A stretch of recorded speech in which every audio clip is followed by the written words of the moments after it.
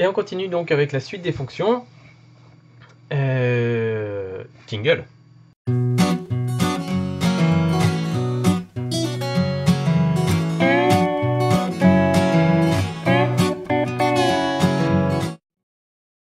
Oui, donc la suite des fonctions, on y est. Alors, on a donc fait toutes ces petites icônes ici qui permettent de retoucher différentes zones séparément. Et maintenant, on va aller voir les réglages de base. Alors, je vais vous les faire aller à gauche, à droite complètement pour que vous compreniez un petit peu de quoi il ressort. Alors, la température, bah, c'est la balance des blancs typiquement. Si vous la faites aller tout à gauche, vous allez complètement bleuter votre image. Alors je l'ai fait à l'extrême pour que vous compreniez bien. Et si vous allez à droite, alors on a très rarement envie de bleuter son image et de la rendre plus froide. Très souvent on a envie de la rendre un petit peu plus chaude pour faire un petit peu un effet coucher de soleil, etc. Ou genre si vous avez pris la photo en plein milieu de journée et que vous voulez faire en sorte que ça ressemble à une photo du matin ou du soir, un petit coup vers la droite et on réchauffe l'atmosphère. Sans aucun jeu de mots, sans aucun sous-entendu. La teinte, ça c'est pour... donc là on jouait sur les bleus et les jaunes, on va dire. Et la teinte, ça va jouer entre le vert et le magenta. Et très peu, visiblement, on a très peu souvent besoin de s'en servir. Ça fait toujours un truc bizarre quand on touche à ça, donc moi j'y touche quasiment jamais. Voilà. L'exposition, comme vous vous doutez, bah, ça va éclaircir la photo ou assombrir la photo. Voilà, ça c'est indispensable pour chaque retouche de photo quasiment. Voilà, alors le problème c'est que là je la remets à 0 alors qu'elle était à combien? Il faudrait que je la remette comme elle était, voilà.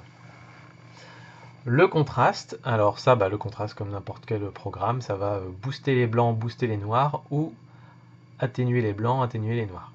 Voilà. En général, j'y touche pas parce que je vais jouer sur les autres paramètres ici pour travailler ça. Les hautes lumières, donc ça c'est les 30% de l'histogramme qui se situe ici, sur lesquels on va jouer.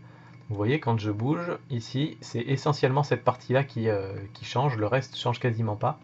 Et on va venir ajuster les 30% les plus clairs.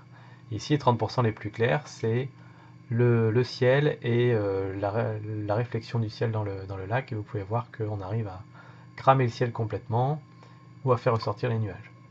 Les ombres, et ben, à l'inverse, là, c'est les 30% les plus sombres. Donc là, si on les diminue, ça assombrit l'image. Et puis si on les augmente, ça éclaircit. Mais notez bien que ça n'éclaircit pas tout, ça n'éclaircit que les zones qui étaient sombres. Le ciel reste exactement pareil, il ne change pas d'un poil. Vous voyez, que j'aille là ou que j'aille là, le ciel reste le même. Voilà. Les blancs, ça va être les 10% les plus clairs et les noirs, les 10% les plus sombres. Donc en général, moi je fais les hautes lumières et les ombres d'abord pour faire grossièrement, et ensuite, avec les blancs et les noirs, je fais des petits ajustements, notamment pour ramener un point blanc et un point noir dans l'image. Donc là on est à 16, vous voyez, si j'augmente les blancs, tous les blancs deviennent très très blancs.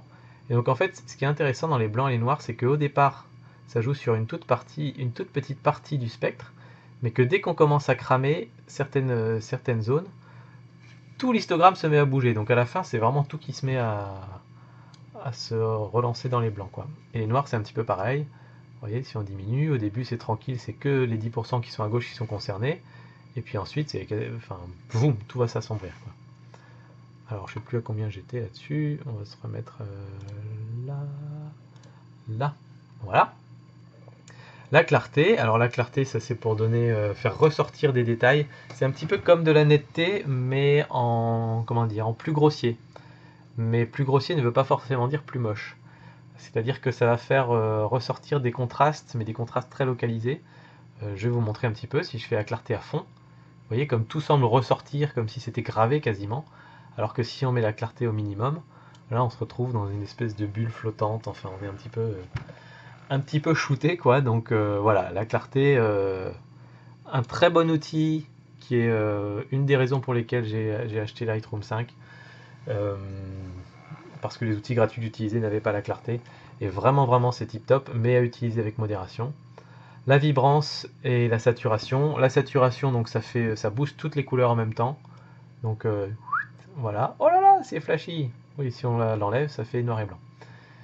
Je sais plus à combien j'étais, moins 20 je crois. Et la vibrance. Alors la vibrance, c'est un petit peu comme la saturation, mais c'est une saturation raisonnable, c'est-à-dire que il va faire en sorte de ne pas saturer certaines couleurs. Donc Si par exemple, là on a du vert qui ressort beaucoup dans notre photo, si je fais aller la vibrance à fond, il va faire ressortir un peu plus le rouge, un peu plus le bleu, mais le vert il va presque pas y toucher pour éviter que ça pète trop, quoi. Donc très souvent j'utilise la vibrance et très peu la saturation. Et une astuce que j'ai appris il n'y a pas longtemps et qui a l'air de marcher, c'est de monter la vibrance un peu trop fort et ensuite diminuer un peu la saturation, ce qui fait que la vibrance en fait elle va équilibrer les niveaux de couleur à peu près, on peut considérer ça comme ça. Donc plus vous montez la vibrance, plus ça va être équilibré, mais au bout d'un moment vous aurez trop de couleurs, donc il faudra diminuer un peu la saturation pour retrouver des niveaux convenables, quoi. Donc voilà, là si on met la vibrance à fond, vous voyez, ça ressort, mais ça ressort moins que la saturation, et si on diminue à fond, on est aussi en noir et blanc. Donc là on était à 70, on va se mettre aux environs. Voilà, donc ça c'est pour les réglages de base. Je vérifie juste une seconde combien de temps on a. Alors on est à... Bah alors où est-ce qu'il est mon temps là-dessus? 347 secondes, t'es pratique toi. Je ne le mets pas en minutes, bon ça fait 6 minutes. Ok, alors on peut continuer un peu. Donc on va aller voir les courbes des tonalités. Alors ça on va le fermer ici, hop.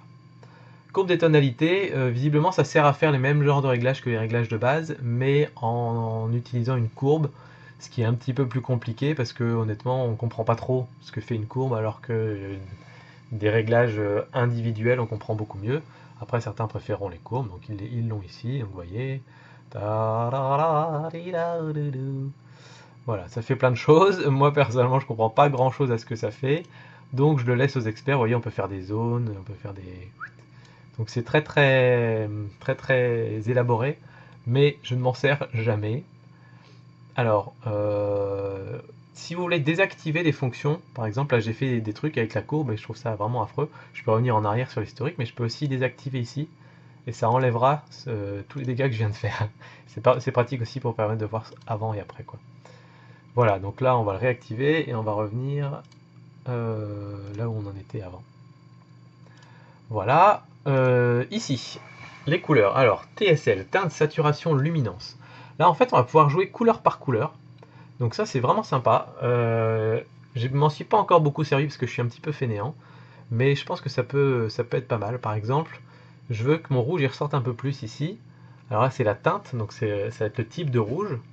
Alors, je vais faire comme ça. Là, je constate que j'ai pas grand-chose de rouge, en fait. Il me semble qu'on peut faire aussi avec ça. Hop, on prend une zone, par exemple, moi c'est ça que je veux faire ressortir un peu plus. Je me mets dessus, et je vais vers la droite, ou je vais vers la gauche. Bon là il rame un petit peu. Mais vous voyez, c'est devenu vert, et si je vais dans l'autre sens... Ah, il va dans l'autre sens, toi. Voilà, il va devenir plus rouge. D'accord. Ok, donc en fait, là ce qu'il fait, en fait, typiquement, c'est que quand je clique dessus, lui il détermine automatiquement que j'ai une forte composante orange et une petite composante rouge. Et ensuite, c'est là-dessus qu'il va jouer tout seul. Donc on peut faire les réglages soi-même ou bien se dire c'est cette zone là que je vais faire plus ressortir ou moins ressortir. Donc ça c'est vraiment pratique. Mais là j'ai fait pour la teinte donc ça se voyait pas beaucoup. On va faire pour la saturation. Je vais prendre la zone là, par exemple on va prendre le vert ici par exemple. Hop, je vais vers la droite. Ah mais qu'est-ce qu'il me fait là? Là c'est tout le vert qui s'est désaturé. Je comprends pas pourquoi il me fait ça. C'est ma souris qui merdouille je pense. Mais bon, vous avez compris le principe. Voilà, là je sature tous les verts très fort. Et le jaune aussi, visiblement, il y a une bonne composante de jaune dedans. Donc voilà. Mais sinon, on peut le faire individuellement comme ça. Et puis la luminance, eh ben, on va voir ce que ça donne si on fait la luminance sur le vert. Ouais, vous voyez, c'est en quelque sorte l'exposition de la couleur. J'espère que je dis pas trop de bêtises, mais c'est comme ça que je le vois moi. Donc voilà, vous pouvez régler l'exposition de la couleur, vous pouvez régler la saturation, donc le punchy de la couleur, et la teinte pour régler plus ou moins, voilà, si votre vert, vous voulez qu'il soit un petit peu différent. Vous pouvez aussi cliquer sur couleur, et à ce moment-là, vous avez les mêmes choses, teinte, saturation, luminance, mais pour chaque couleur. Voilà, c'est exactement la même chose que TSL, mais c'est selon les choix. Et après, noir et blanc, donc ça c'est pour faire les réglages noir et blanc, comme dans des paramètres prédéfinis que je vous avais montré avant. Mais là, on peut faire les réglages un par un. Alors, on va finir sur virage partiel, ça tombe bien, je m'en sers jamais. Alors typiquement, le virage partiel, si j'ai bien compris, c'est quelque chose qui permet de donner une tonalité générale à la photo. Alors on va faire par exemple saturation, vous voyez, on va se mettre je sais pas, du rouge par exemple, là c'est magnifique. Et donc là on est dans les hautes lumières, donc ce qui va se changer en rouge, c'est essentiellement ce qu'il y a dans le ciel, ce qu'il y a là-dessus. Mais le vert n'a pas énormément changé. Et après, on peut changer la couleur si on veut, que ce soit plutôt bleu, etc. Voilà, donc c'est affreux, magnifique. Et ensuite, on va faire la même chose dans les ombres. Alors, plus on sature, plus c'est les ombres qui vont être concernées. Vous voyez, maintenant, c'est les arbres qui deviennent tout rouges. Et puis, on peut dire, les arbres, on va les faire bleus, ça va être beau. Il est où le bleu? Il est là. Ah, mais... Ah, ça marche pas trop, hein. C'est un petit peu plus, c'est toujours un peu vert, alors c'est peut-être parce qu'on a aussi ça. Ah, on peut jouer aussi sur la balance pour savoir si on encourage plus ce qui est ombre ou si on encourage plus ce qui est haute lumière. Donc voilà. Visiblement, de ce que j'ai cru comprendre, c'est beaucoup utilisé, enfin c'est utilisé principalement quand vous êtes dans un mode noir et blanc et que vous voulez pas que votre photo finale soit totalement noir et blanc, mais que vous vouliez qu'elle ait un petit ton sépia ou un petit ton un peu rosé ou un truc comme ça. Vous utilisez ça et ça permet de définir justement si vous voulez que ce soit plutôt les hautes lumières, plutôt les ombres qui prennent la couleur. Et voilà. Mais pour faire de la retouche réaliste, entre guillemets, de photos réalistes, on s'en sert pas.